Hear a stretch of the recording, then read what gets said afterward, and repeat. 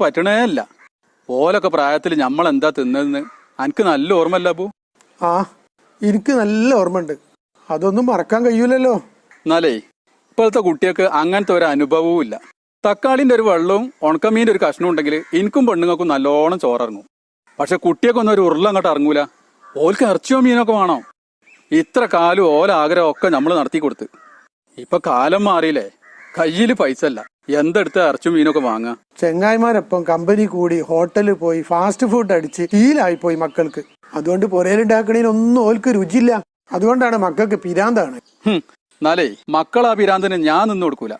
മൊബൈലിൽ തോണ്ടി കളിക്കണ സമയം കൊണ്ടേ 4 വിത്ത് നട്ടാല് നാളെ പട്ടിണി കിടക്കാതെ ജീവിക്കാന്നുള്ളത് ഞാൻ ഓലെ പഠിപ്പിക്കും.